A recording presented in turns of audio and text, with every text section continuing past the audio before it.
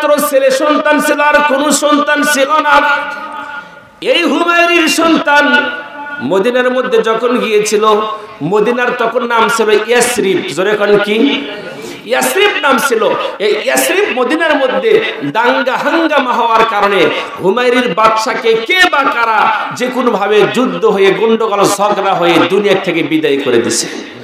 যখন হত্যা করে ফেলেছে, যতই হোক না কেন প্রভাবশালী বাদশা নিজের সন্তানকে হত্যা করলে বাবার মনকে ঠিক থাকে? জোরে কোন ঠিক থাকে? 2.5 লক্ষ প্রায় সৈন্য নিয়ে চিন্তা করছে, মদিনার মানুষকে আমি একটাও রাখবো না, সব শেষ করে দেব। এরপরে কি ঘটনা ঘটলো জানার ইচ্ছা আছে না নাই? জোরে কোন আছে না নাই?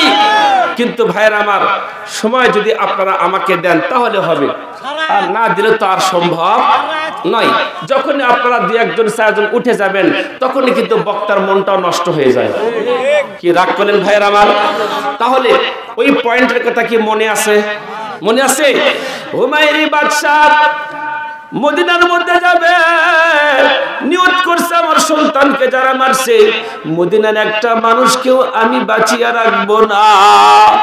মদিনায় 2.5 লক্ষের চেয়ে বেশি সৈন্য নিয়ে গিয়া যাওয়ার সময় প্রথম যেতে হবে বাইতুল্লাহ, অর্থাৎ মক্কার মধ্য দিয়া। কার মধ্য দিয়া? মেন পয়েন্টের রাস্তা তো ওইটাই। মদিনাতে যেতে হলে মক্কাতে যেতে হবে। মক্কাতে যখন গেছে, হুমায়রি বাদশা দেখলো দুনিয়ার সব জায়গাতে গেলে সম্মান দেয়, কিন্তু মক্কার মানুষ কোনো সম্মান জানায়নি। সম্মান কি করেনি?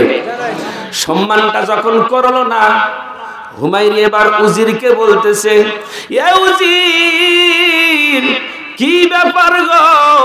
মক্কার মানুষগুলা আমাকে কেন যেন সেলুট করলো না, আহলান সালাম সম্মান দেখালো না।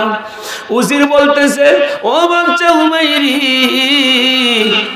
এই পৃথিবীর মধ্যস্থল জায়গা হলো খানায় কাবা। ওই যে ঘর দেখতেছেন গো, ওই ঘরটাকে আমার মালিক আল্লাহ বানাইছে। ওই ঘর এই মক্কার মানুষের কাছে শুধু নয়, পৃথিবীর সব মানুষের কাছে কলিজার টুকরা। আল্লাহু আকবার কোন। সুযোগ পেয়ে হুমায়রি বাদশা বলতেছে, উজির রে, সুযোগ তো একটা পাইছি, চান্স পাইছি। বলে কি চান্স? মক্কার মানুষের কাছে এই খানায় কাবা এত দামি, ওদেরকে তো প্রত্যেককে আঘাত করব না, কলিজায় আঘাত লাগানোর জন্য খানায় কাবাকে ভেঙ্গে দিব। নাউজুবিল্লাহ কোন। নিয়তটা কি খুব ভালো করছে না খারাপ করছে? এত খারাপ নিয়ত করছে, যেহেতু জোর যার রাজ্য তার। শেষ পর্যন্ত এই বাদশা হুমায়রি নিয়ত করার সঙ্গে সঙ্গে কিছুক্ষণ পর মানুষ যতই বাদশা হোক আর যেই হোক না কেন, পেশাব পায়খানা করার দরকার আছে না নাই? কিছুক্ষণ পর পেশাব করতে গিয়েছে, পেশাব করতে গিয়ে দেখে আর পেশাব বের হয় না,